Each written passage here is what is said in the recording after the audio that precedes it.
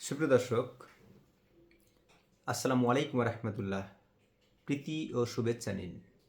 সুপ্রিয় দর্শক, আমরা বিগত সরকারের আমলে যে একটা বিষয় দেখেছি সেটা হচ্ছে ট্যাগিংয়ের রাজনীতি। একটু বিরোধী দল মত কোনো কিছু ঘটলেই যেমনটা ট্যাগিং করে দেওয়া হতো জামাত, শিবির, বিএনপি, রাজাকার, এই যে ট্যাগিং দিয়ে আওয়ামী লীগ যে বিরোধী মতকে দমন করার একটা চেষ্টা করত, বিরোধী দলগুলোকে দমন করতে গিয়ে যা করেছে আওয়ামী লীগ তা নিঃসন্দেহে মানুষের গণতন্ত্র, ভোটাধিকার, তারপরে হচ্ছে বাক স্বাধীনতা সব কিছু হরণ করার মতো একটা অবস্থা। আমি আমার অবস্থান এর আগে আমি পরিষ্কার করেছি, আবারও করছি। আমি বিএনপি ক্ষমতা ছিল সেই সময় আমার প্রথম একটি ভোট আমি দেই। কোনো জাতীয় নির্বাচনে আমি কোনো ভোট দেইনি, এই পর্যন্ত দেইনি।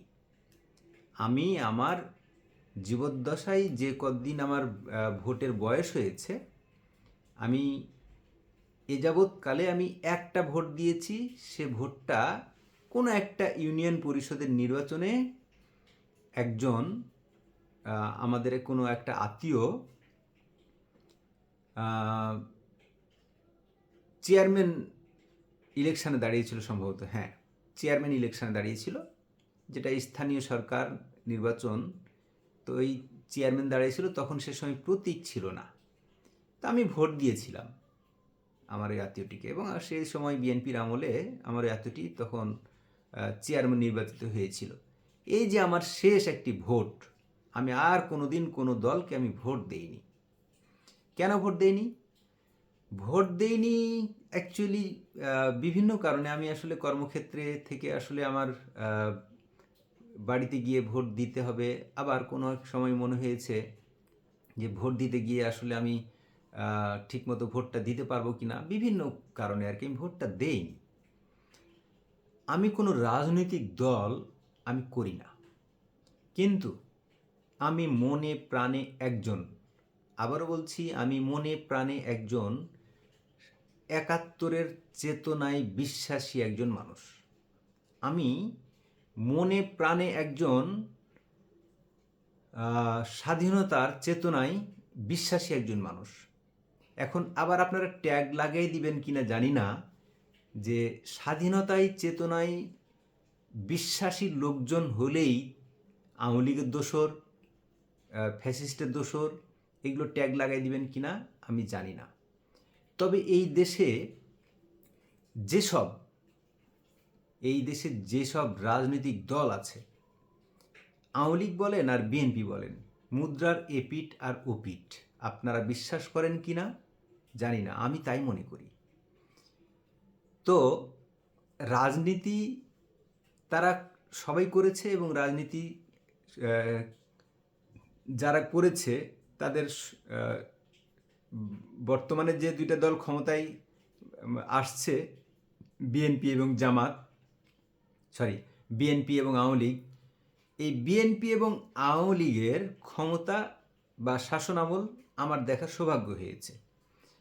তো সেইখানে আমি দেখেছি যে বিএনপি দলটি কখনো স্বাধীনতাকে তারা অন করে, আবার কখনো জামায়াতে ইসলামের সাথে তারা মানে একত্রিত হয়ে ডিজন করেছে। তো এই সব কার্যকলাপ একটা সময় বিএনপিকে সত্যিকার অর্থে তাদের নিজস্ব রাজনীতি থেকে ছিটকে দিয়েছে। অথচ শহীদ প্রেসিডেন্ট জিয়াউর রহমান বহুদলীয় গণতন্ত্রে বিশ্বাসী একজন মানুষ। উনি একজন স্বাধীনতার ঘোষক, উনি একজন বীর মুক্তিযোদ্ধা, সেক্টর কমান্ডার।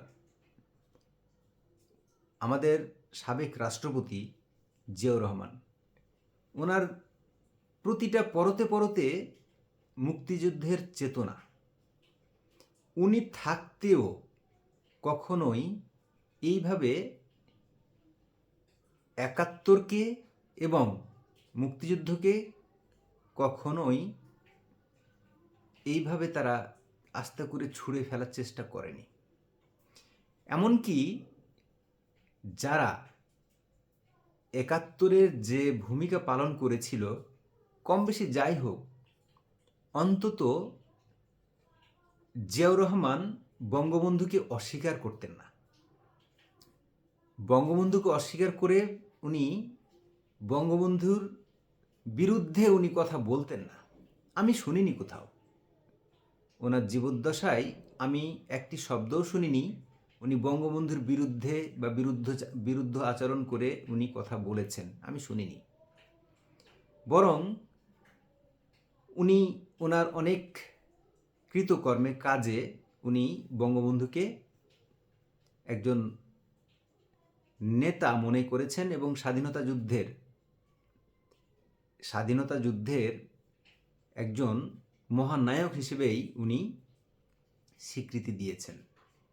এবং এই ইতিহাসে, ৭১-এর ইতিহাসে বা আমাদের স্বাধীনতার চেতনায়, এই ইতিহাসে যারা যতটুকু প্রাপ্য সম্মান তাদেরকে তা দেওয়ার উনি চেষ্টাই করেছেন। এবং এই বিএনপি দলটি কিন্তু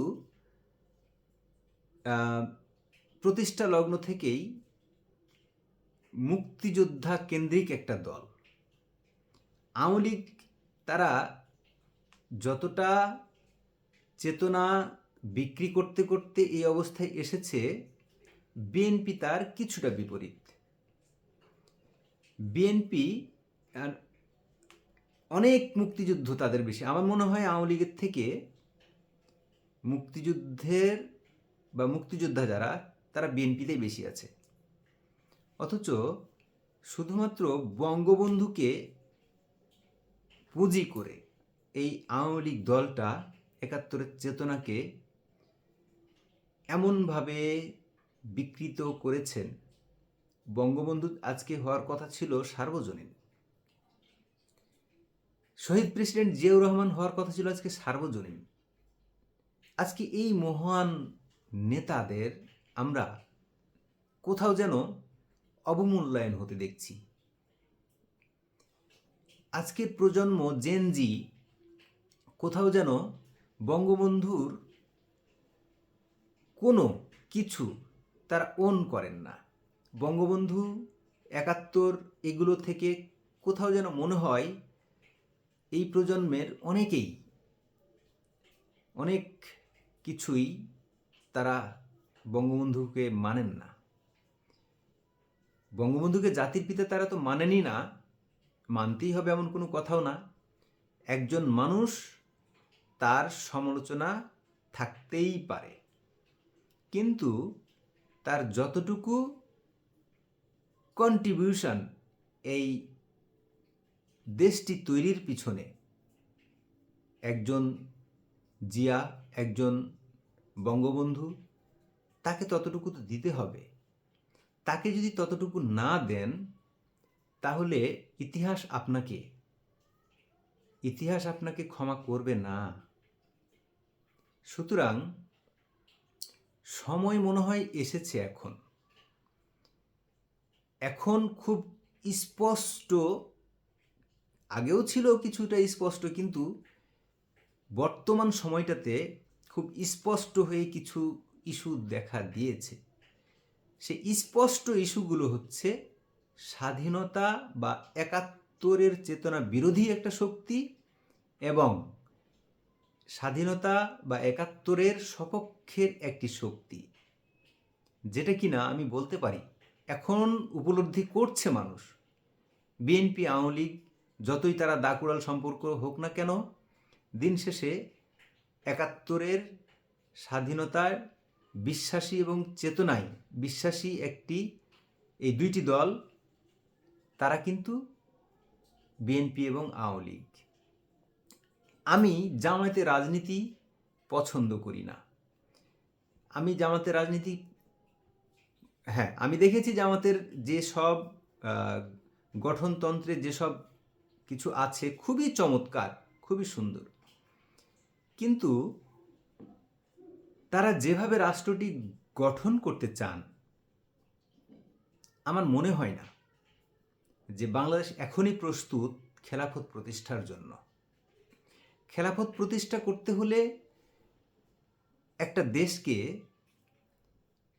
কিভাবে আস্তে আস্তে করে খেলাফত এর দিকে যেতে হয়, এই বিষয়গুলো কোনো জায়গা থেকেই তৈরি হয়নি। সুতরাং হঠাৎ করেই খেলাফত প্রতিষ্ঠা করতে গেলে সমস্যা হবে। এবং এখানে খেলাফত প্রতিষ্ঠা কোনো ঘটনা না, বা এটা কোনো ইস্যু না।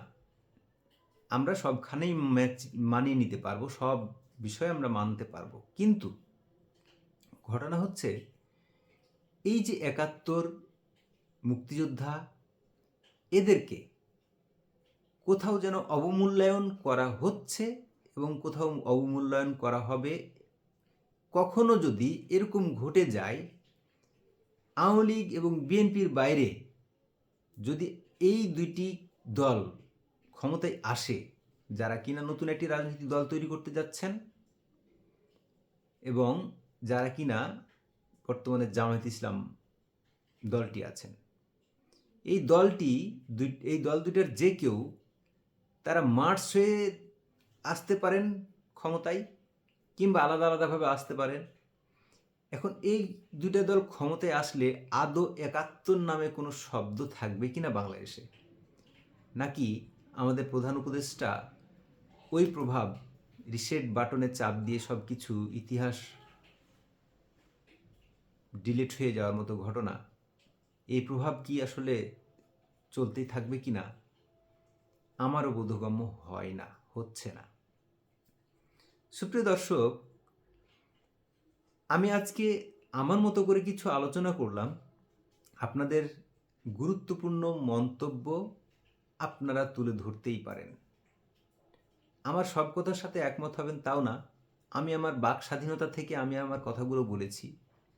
আপনাদের কারো ভালো লাগবে, কারো ভালো লাগতে নাও পারে। আপনাদের কাছে অনুরোধ থাকবে, আপনারা চ্যানেলে নতুন, আমার এই চ্যানেলটি নতুন, চ্যানেলটি সাবস্ক্রাইব করে পাশে থাকার জন্য খুব রিকোয়েস্ট থাকলো আপনাদের কাছে। সুপ্রিয় দর্শক, ভালো থাকবেন, সুস্থ থাকবেন। আসসালামু আলাইকুম রহমতুল্লাহি ওয়া বারাকাতুহু।